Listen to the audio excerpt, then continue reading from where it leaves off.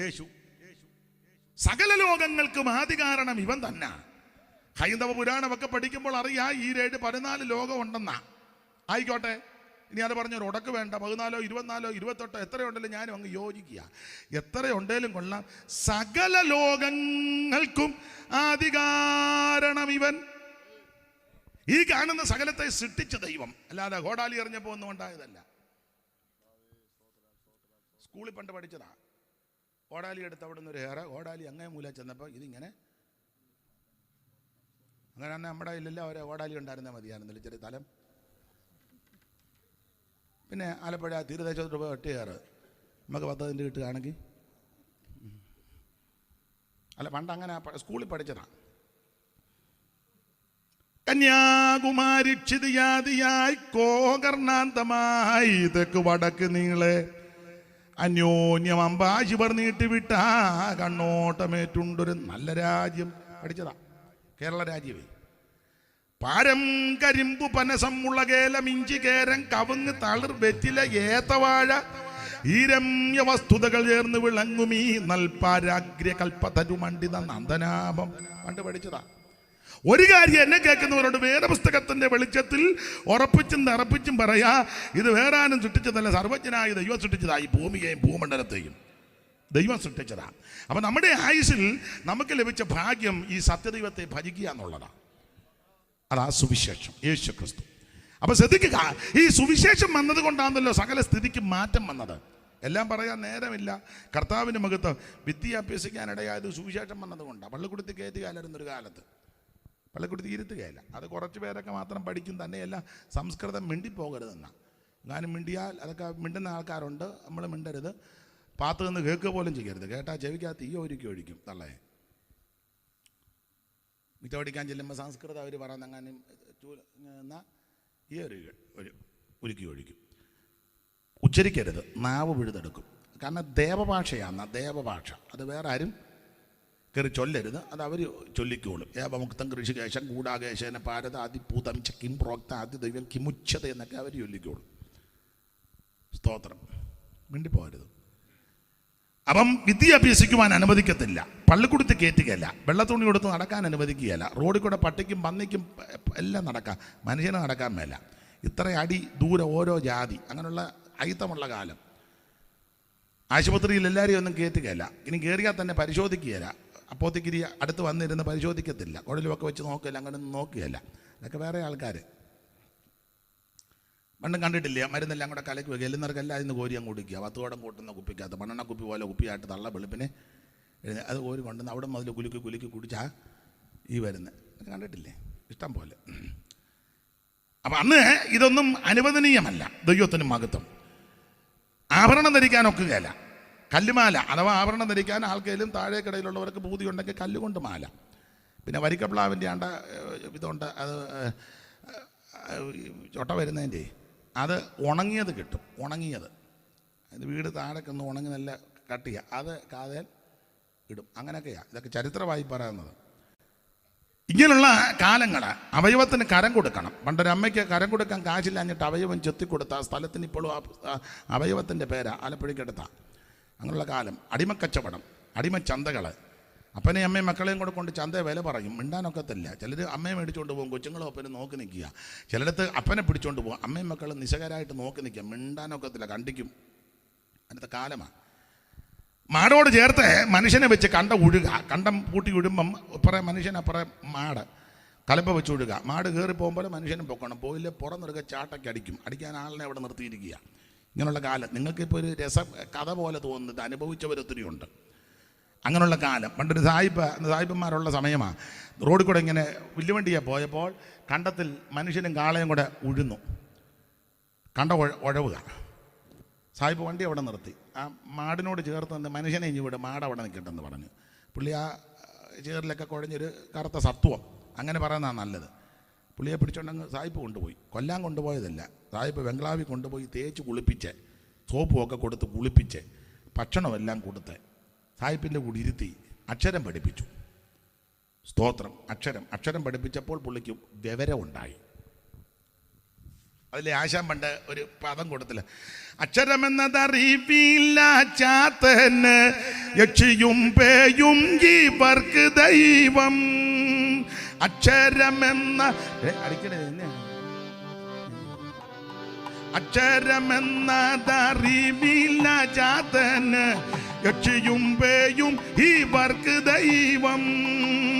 അക്ഷരമെന്നതറിവില്ല ചാത്തന്, യക്ഷിയും പേയും ഇവർക്ക് ദൈവം. അപ്പം അക്ഷരം അറിയത്തില്ല, വിദ്യാഭ്യാസമില്ല, അക്ഷരം അറിയാത്തത് കൊണ്ട് യക്ഷിയും പേയും എല്ലാം ദൈവമാണെന്നും പറഞ്ഞിരിക്കുക. യക്ഷി പേ പിടിച്ചതെല്ലാം ദൈവമാണെന്നും പറഞ്ഞിരിക്കുക, അക്ഷരം അറിയാൻ മേലാത്ത കൊണ്ടാണ്. അപ്പം സായിപ്പ് യവനെ കൊണ്ടുപോയി അക്ഷരമെല്ലാം പഠിപ്പിച്ചു, ഈ ഒക്കെ പഠിപ്പിച്ച് എല്ലാം മിടുക്കനാക്കി സായിപ്പ് ചെയ്ത കാര്യം, ഇത് ചരിഞ്ഞിരിക്കുന്നതുകൊണ്ട് എല്ലാം ഉരുണ്ടുരുണ്ട് ഇങ്ങോട്ട് പോകുന്ന ഇത് പിടിച്ചു. അപ്പം അക്ഷരം പഠിപ്പിച്ചേച്ചേ വായിക്കാനും എഴുതാനും പഠിച്ചപ്പോൾ ഈ പുസ്തകം കൊടുത്തു. ആ പുസ്തകം കൊടുത്തപ്പം പുള്ളി പുസ്തകം ആദിയിൽ ദൈവം ആകാശവും ഭൂമിയും ഉണ്ടോ. വായിക്കാൻ പഠിച്ചപ്പം ഗുണം കണ്ടോ? ഇതറിയാഞ്ഞത് കൊണ്ടാണ് ആശാൻ പറയുകയായി യക്ഷിയും പേയും എല്ലാം ദൈവമാണെന്ന് പറഞ്ഞ് നടന്നതാണ്. വീട്ടിൽ കൊണ്ടുപോയി അക്ഷരം പഠിപ്പിച്ചപ്പം വിവരം വെച്ചപ്പം വേദപുസ്തകം കയ്യിലോട്ട് കൊടുത്ത് വായിച്ചപ്പോൾ എഴുതിയിരിക്കുന്നു ആദിയിൽ ദൈവം ആകാശവും ഭൂമിയും. അപ്പം ചാത്തന് മനസ്സിലായി ഒരു ദൈവമുണ്ട്, സകലത്തെയും സൃഷ്ടിച്ചൊരു ദൈവമുണ്ട്, സകലത്തെയും നിർമ്മിച്ചൊരു ദൈവമുണ്ട്, ഏക സത്യ നിത്യ ദൈവമായ ഒരുവനുണ്ട്. സ്തോത്രം. അങ്ങനെ ചാത്തന് ബോധം ഉണ്ടായെന്ന പറയുന്നത്. പിന്നെ പേരുമൊക്കെ മാറ്റി അതാ പിന്നെ ചാത്തൻ എന്നുള്ളത് ഒരു ചെറിയ ഭേദഗതി വരുത്തി. അതിപ്പോൾ ഞാൻ പറയുന്നില്ല. അതെ, എന്തായാലും കൊള്ളാം. ഇങ്ങനെ അയിത്തമുള്ള കാലം ഒന്നിച്ചിരുന്ന് ഭക്ഷണം കഴിക്കുകയല്ല, ഭക്ഷണം കഴിക്കത്തില്ല, അയിത്തമല്ലേ, പന്തിക്കിരിക്കുകയല്ല, ഭക്ഷണം കഴിക്കത്തില്ല, യാത്ര ചെയ്യത്തില്ല, വീടുകളിൽ കയറാനൊക്കത്തില്ല. വലിയ ആഢ്യത്തവെന്ന് അഭിമാനിക്കുന്നുണ്ട് വീട്ടിൽ മുറ്റത്ത് പോലും ചെല്ലാൻ യോഗ്യതയില്ല. ഇനി അഥവാ ഭക്ഷണം കൊടുത്താൽ അവിടെ അങ്ങ് ഇരുത്തുകയല്ല, അങ്ങ് മുറ്റത്തിന് ദൂരെ കുഴിക്കകത്ത് ഇലയെല്ലാം കോട്ടി. ഇപ്പോഴത്തെ പിള്ളേർക്ക് ഇതൊന്നും പറഞ്ഞാൽ മനസ്സിലാകുകയല്ല. ഇല കോട്ടി വെച്ച് അതിനകത്ത് കഞ്ഞി കൊടുക്കും. അതൊക്കെ അത് തന്നെയല്ല, വളരെ ബുദ്ധിമുട്ടിയായി. ചിലരെ കരുണയില്ലാത്തവരുണ്ട്, കരുണയുള്ളവരുമുണ്ട്. എല്ലാ കാലത്തും കരുണയുള്ള ചിലരുണ്ടല്ലോ, അങ്ങനെയുള്ളവരുമുണ്ട്. പണ്ട് ഞങ്ങളുടെ നാട്ടിൽ നിന്ന് 2 പേരെ ഒരാളെ വള്ളം ഊന്നാൻ കൊണ്ടുപോയി. മുതലാളിയെ ഊന്നിക്കൊണ്ട് അങ്ങ് കുട്ടനാട്ടിൽ നിന്ന് കല്ലിശ്ശേരി ഭാഗത്തോട്ടാണ് വന്നേ, വലിയ മുതലാളിമാരാ. അപ്പം മുതലാളിയെ കൊണ്ടുവന്നിരുത്തിച്ച് പുള്ളി വള്ളത്തിൻ്റെ അവിടെ വന്നു. ഉച്ചയായപ്പം വിളിച്ചു, എടാ വന്ന് കഴിക്കാൻ പറഞ്ഞു. അപ്പോൾ പഴയ തറവാടാണ്, വലിയ തിണ്ണയും ഒക്കെ ഉള്ള വീടാണ്. മുതലാളിമാർ 2 പേരും തിണ്ണ വലിയ മേശ കൊണ്ട് അവിടെ ഇരുന്ന് ഭക്ഷണം കഴിക്കുക.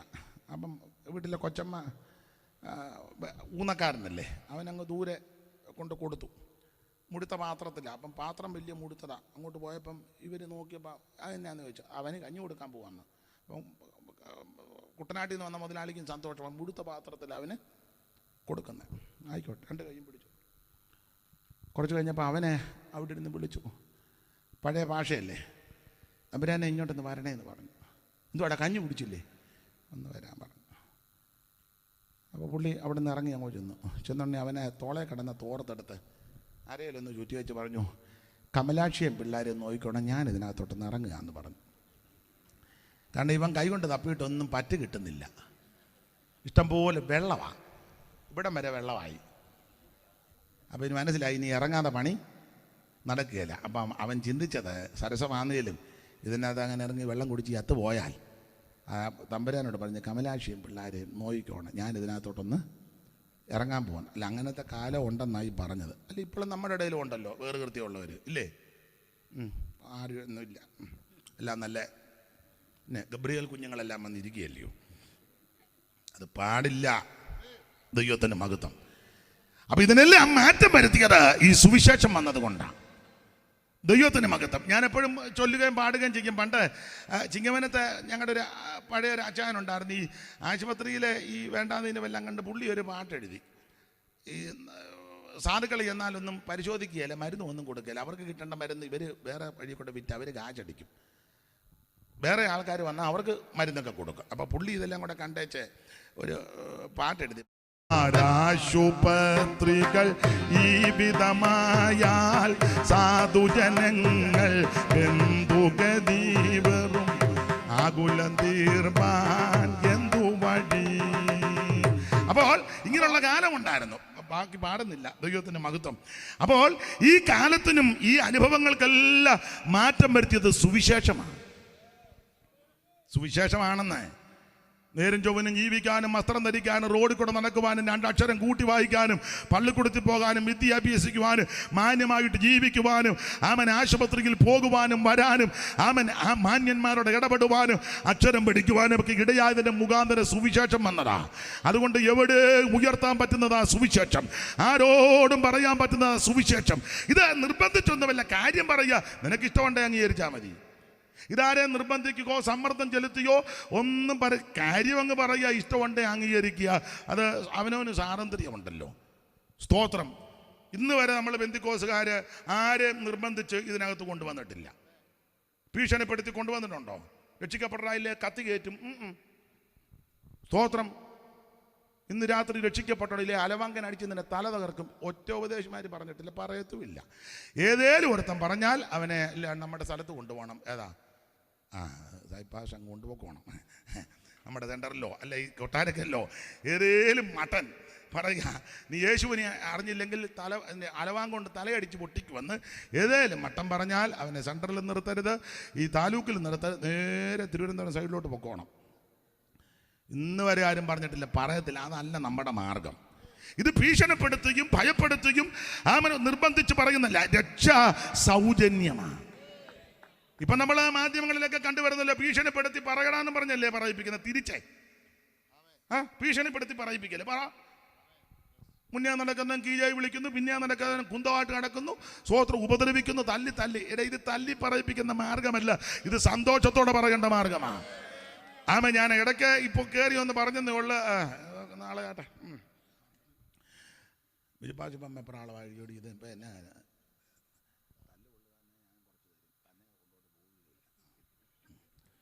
ദൈവത്തിന് മഹത്വം. ഇത് നിർബന്ധം കൊണ്ടോ സമ്മർദ്ദത്താലല്ല.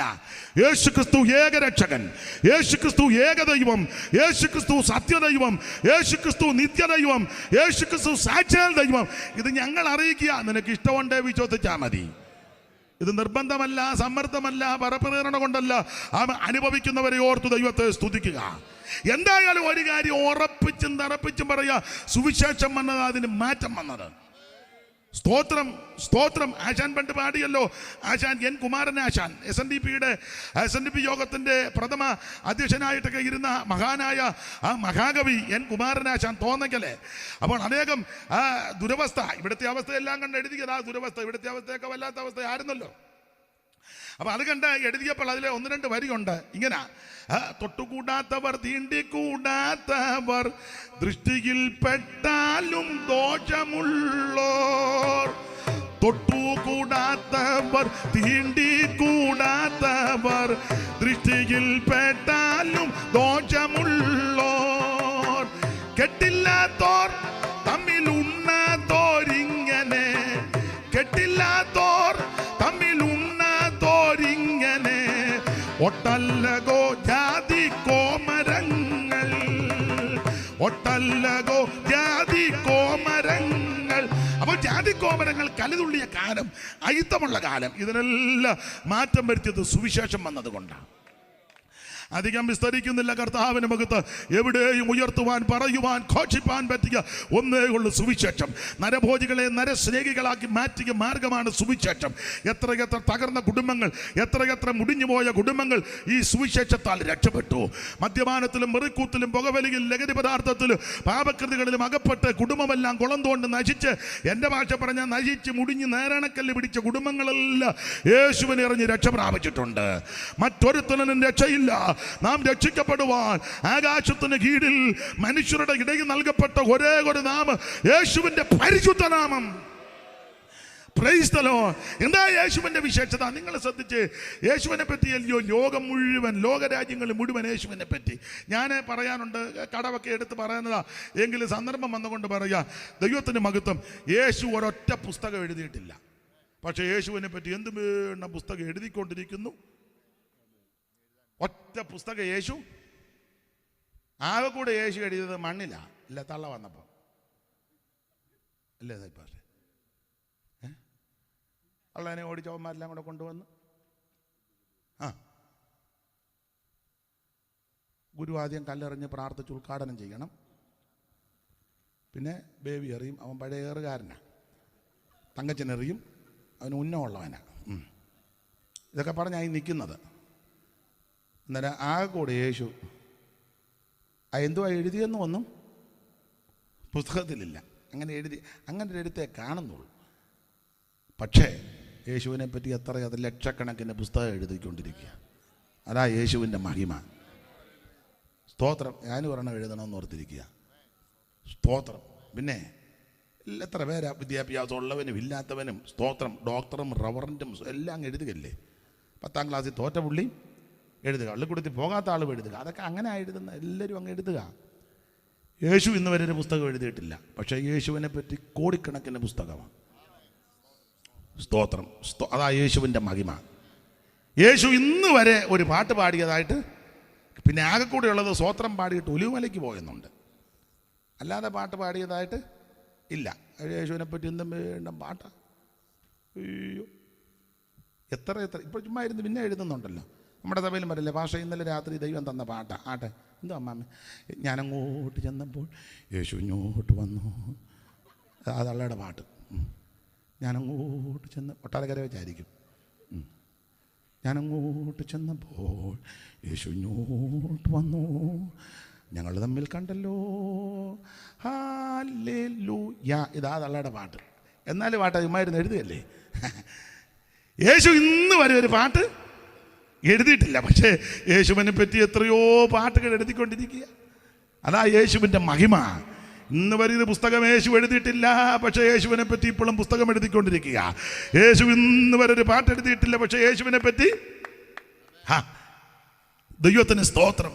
വന്നിടുമിൻ മാനവരെ ബോബസിൻ കാലായിൽ, വന്നിടുമിൻ മാനവരെ ബോബസിൻ കാലായിൽ, തൻ പകലിൽ വേല ചെയ്യും തൻ ജനത്തിൻ കൂടെ, തൻ ജനത്തിൻ കൂടെ.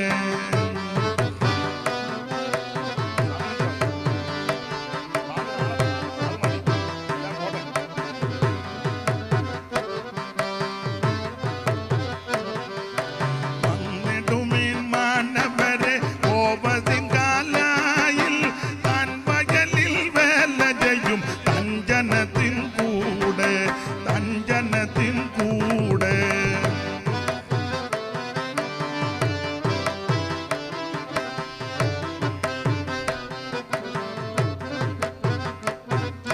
സ്വന്ത ദേശം വിട്ട് തൻ്റെ അമ്മയോടുകൂടെ ചേർന്ന രൂതു ഭാഗ്യം വച്ചാൽ ബോബസിൻ കാലായിൽ.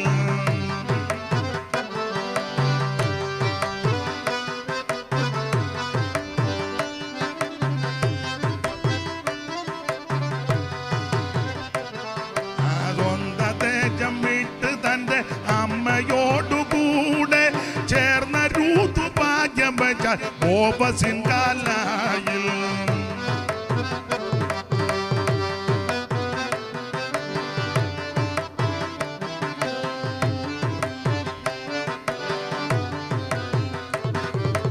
എന്നതുമ്പോൾ വന്നിടുമോ സ്നേഹിതരെ നിങ്ങൾ,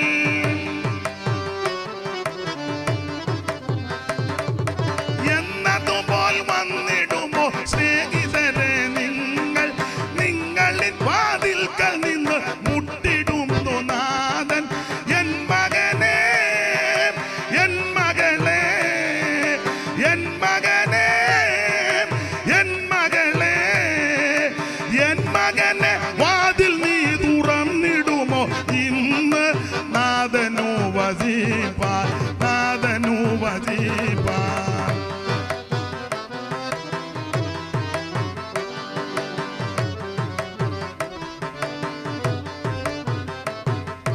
വന്നിടുമിൻ മാനവരെ ബോബസിൻ കാലായിൽ, തൻ വയലിൽ വേല ചെയ്യും തൻ ജനത്തിൻ കൂടെ, തൻ ജനത്തിൻ കൂടെ, തൻ ജനത്തിൻ കൂടെ. ഉയർത്തി ദൈവത്തിന് മഹത്വം കൊടുത്താട്ടെ. യേശു ക്രിസ്തു എല്ലാവരും വലിയവൻ, മറ്റൊരുത്തനും രക്ഷയില്ല. രക്ഷിക്കപ്പെടുവാൻ ഒരേ ഒരു മാർഗം, ഒരേ ഒരു വഴി യേശു ക്രിസ്തു മാത്രം. ഇന്ന് പ്രസംഗം നിർത്തുക. 9 മതി. നാളെ നമുക്ക് നേരത്തെ തുടങ്ങാം. മുഖവര പറഞ്ഞതേ ഉള്ളൂ. നാളെ നമുക്ക് ബാക്കി ദൈവം അനുവദിച്ചാൽ ചിന്തിക്കാം. ചിലർക്ക് എന്നെപ്പറ്റി ഒരു ധാരണയുണ്ട്, അയാൾക്ക് ബോധവും വിവരവും ഉള്ളവനല്ല, സമയത്ത് നിർത്തുകയല്ല. ചില ബോധമുണ്ടെന്ന് പിടികിട്ടിയല്ലോ. ബാക്കി നാളെ ദൈവം അനുഗ്രഹിക്കട്ടെ.